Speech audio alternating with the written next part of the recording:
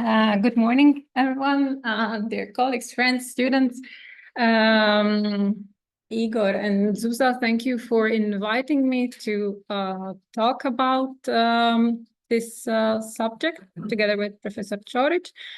And thank you very much for putting me just behind Professor Rosek, who said actually everything that I wanted to say. No, but there are so many similarities and some things that we don't agree.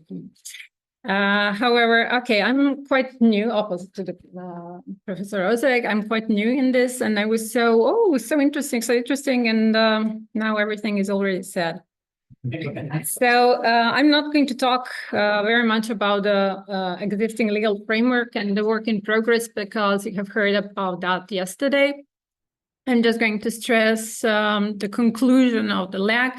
They said that it was agreed that LAC conventions do not prevent MAS to operate, and they have decided to put those conventions, liability conventions, on the agenda in 2027. And it means that they are going to start drafting or discussing in 2027. Who knows when the text will be adopted, and then the process of ratification will take some time. And so we don't know when we're going to have the framework for the collision. Until that day, it's pretty certain that we will have MAS operating, and probably we will have collisions as well, and we will have to apply something that we have.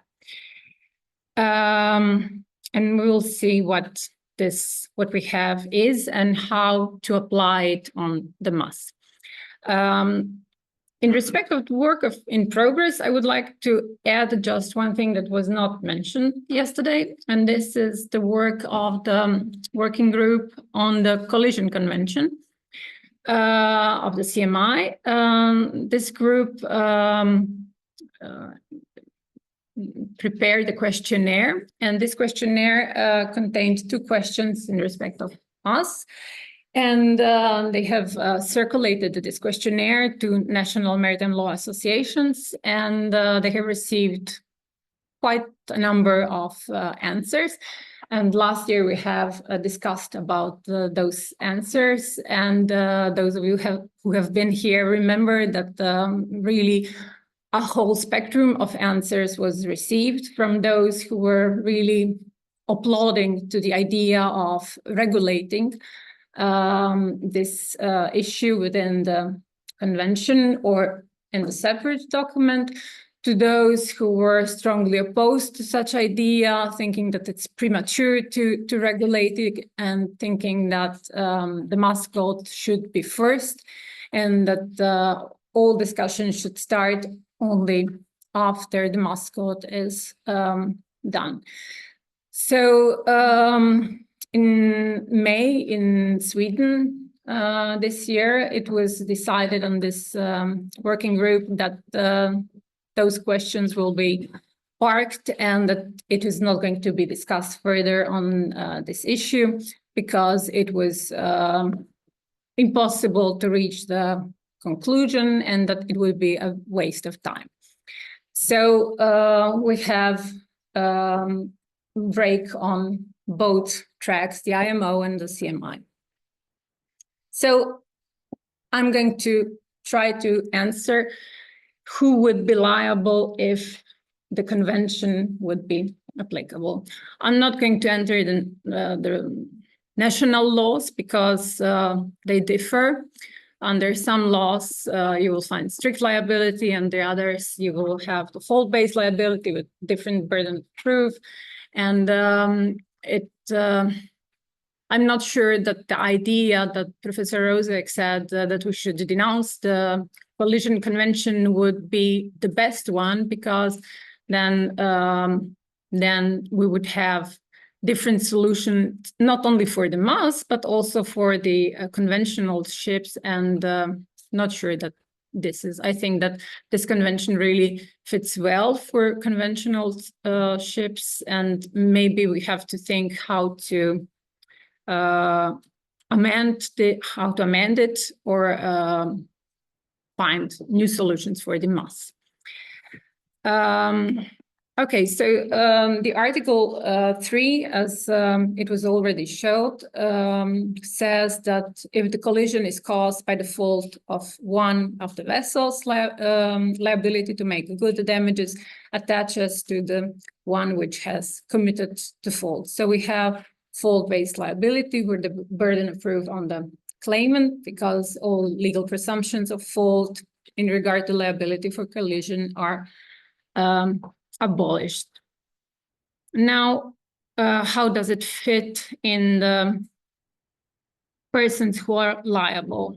It says vessel at fault, and up until now it was, well, we can say in majority of cases it was the owner, either registered beneficial, or the operator, who were liable persons, either because of their own acts or omissions, either because they were vicariously liable for the acts or omissions of their employees, the master, and the crew member.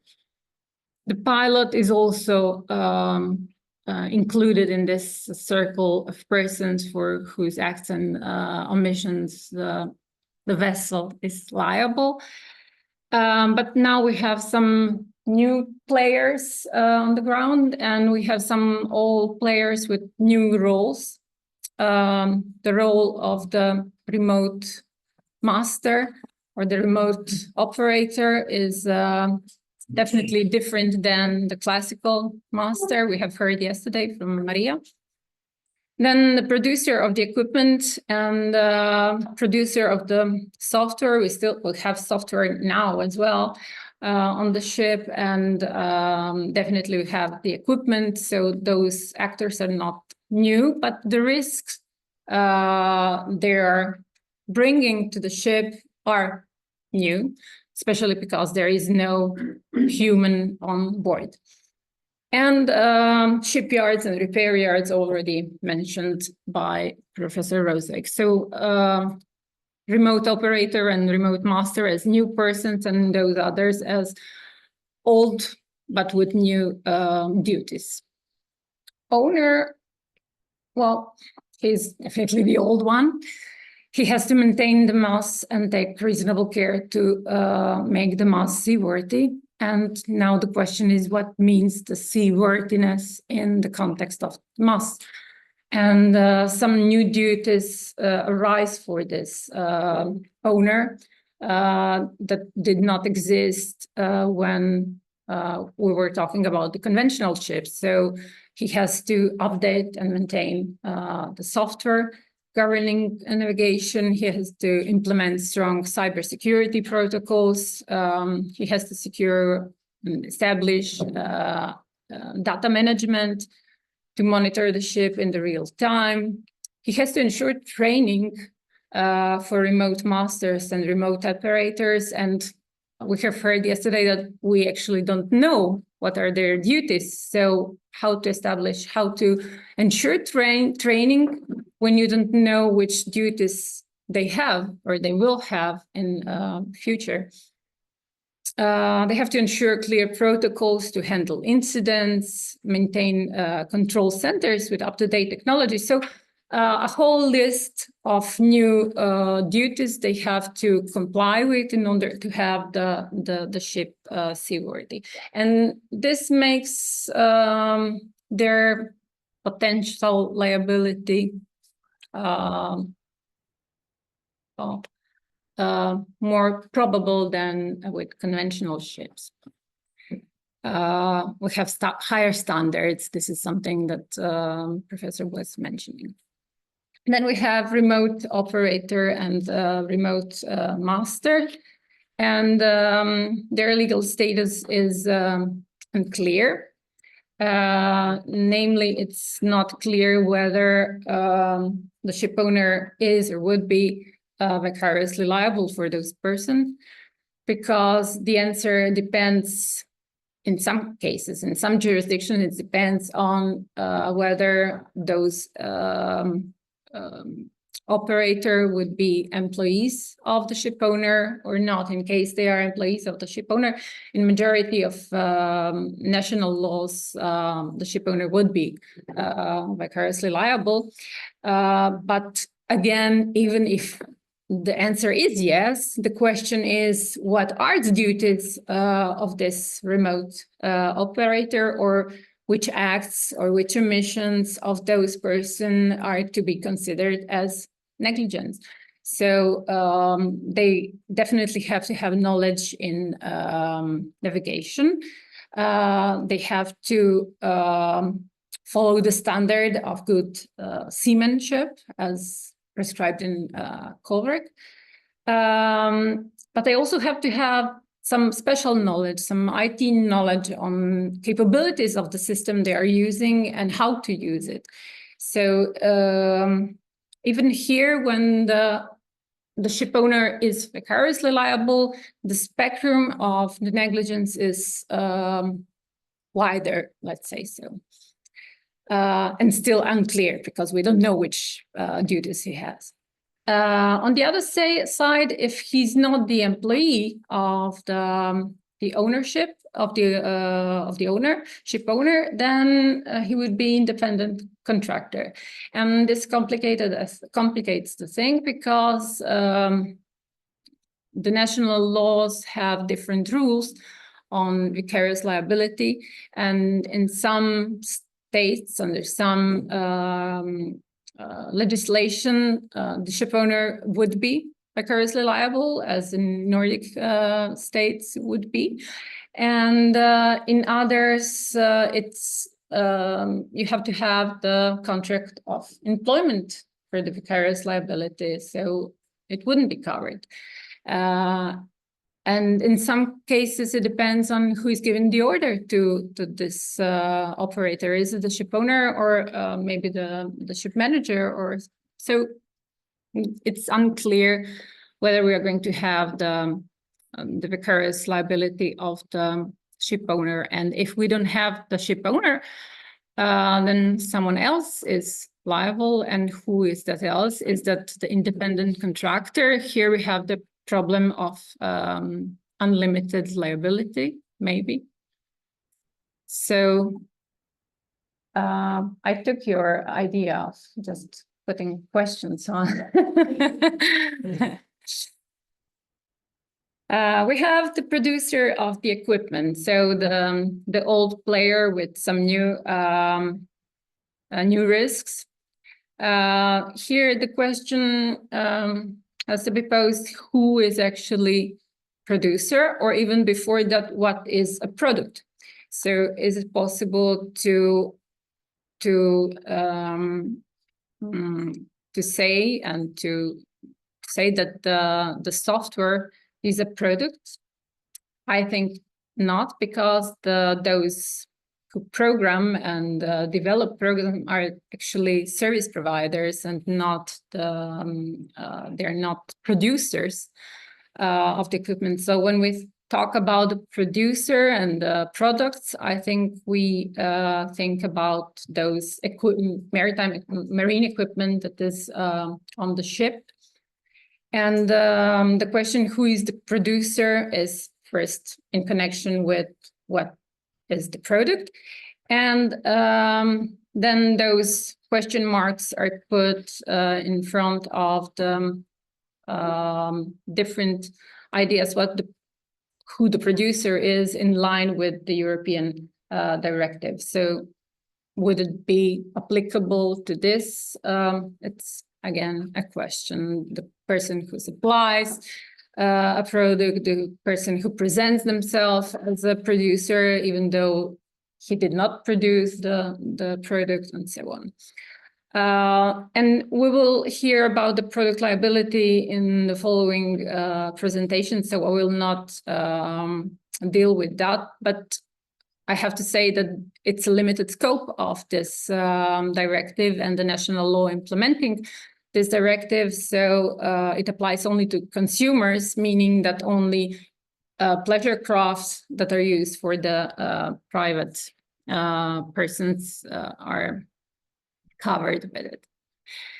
And then here we don't have the vicarious liability of the ship owner. I cannot say under all national laws, because maybe in some jurisdictions different conclusion would be drawn out, but I believe that in majority of legal systems, the court wouldn't say that the ship owner is vicariously liable for producer's fault. He is liable for negligence in the choice of producer and for ensuring the safety of the ship, meaning the maintenance of those products and equipment that is on the ship.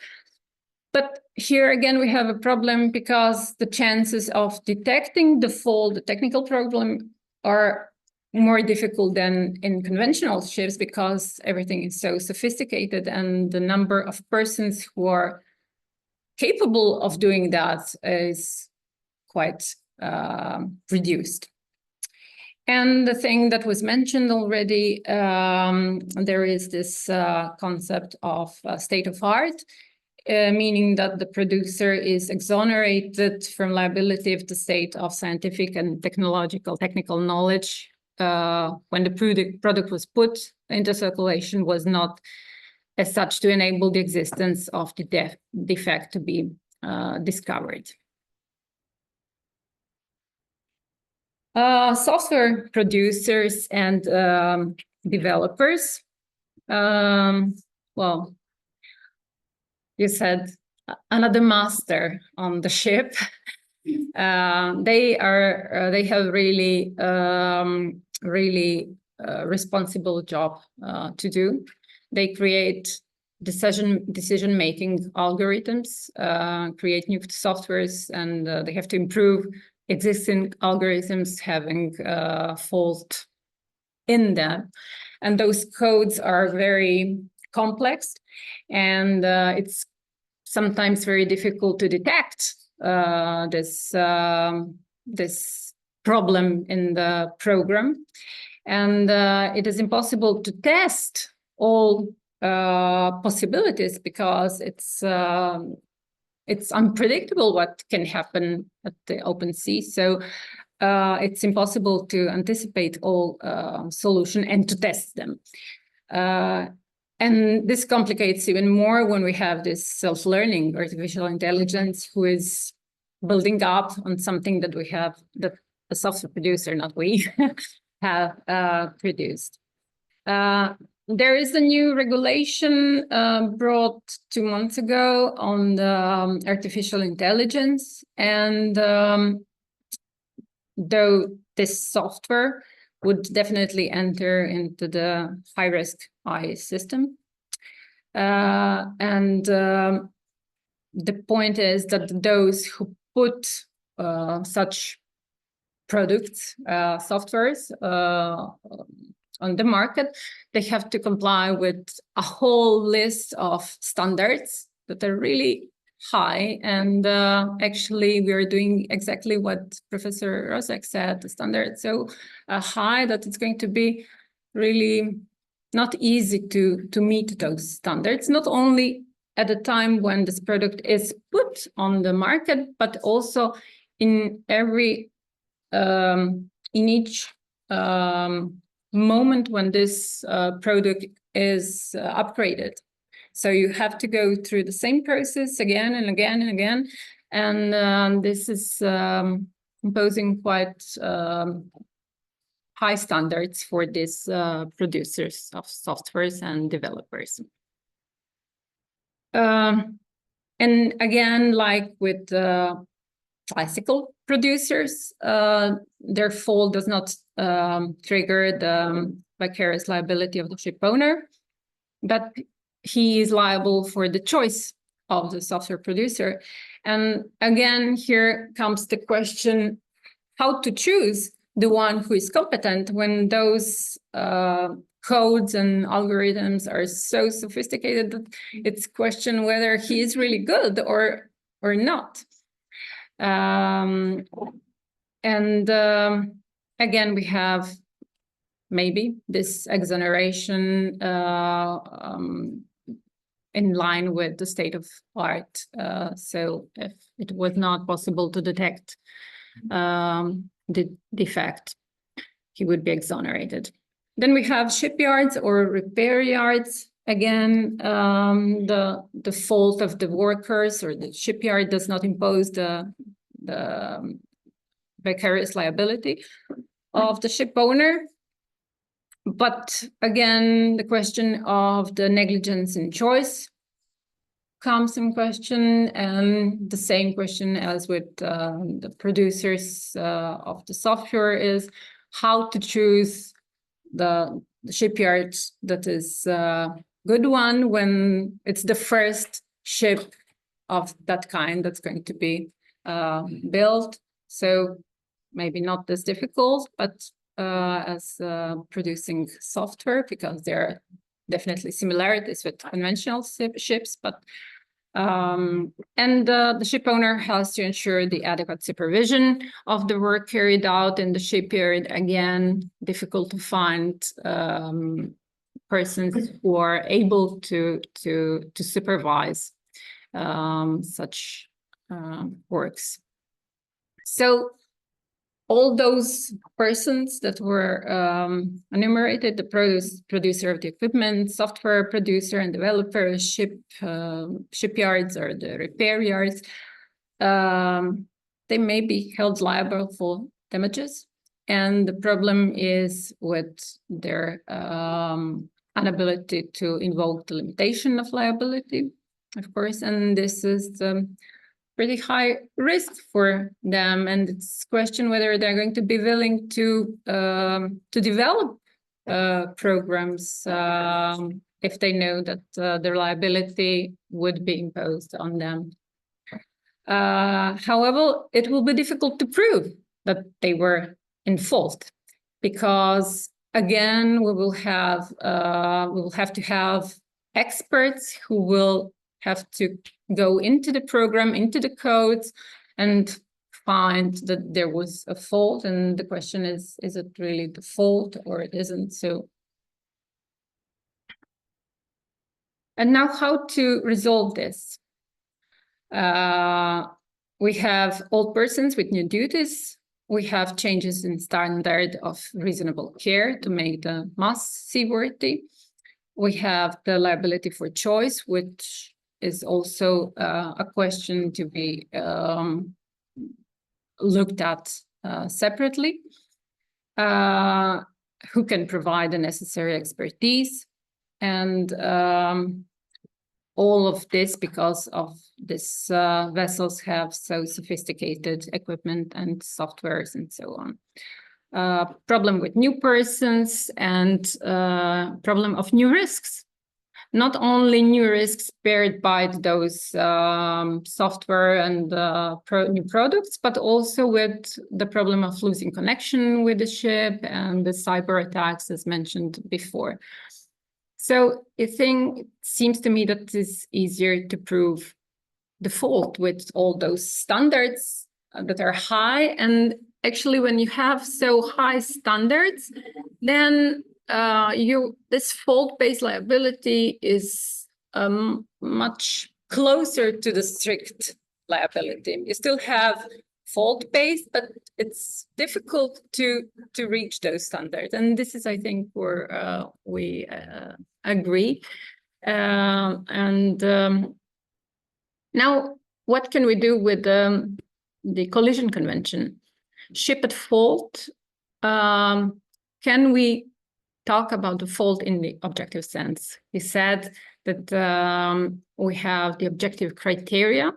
So is it possible to say, well, this maneuver or the behavior of the ship was irregular because it was not in line with cold reg, it was not in line with good practice, the standard of good seamanship, and it was irregular regardless of the fault of the master or the remote master, remote operator, or whoever. It was irregular. So maybe we could apply this objective standard and say, then the owner should be liable for it. It's I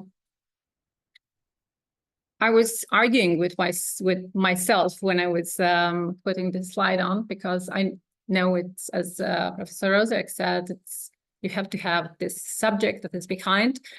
But this is the way to maybe to interpret the convention, which is talking about the vessel, and to find a solution for the new problems that arise, and at least until we have a new convention. And this is it. Thank you for your attention.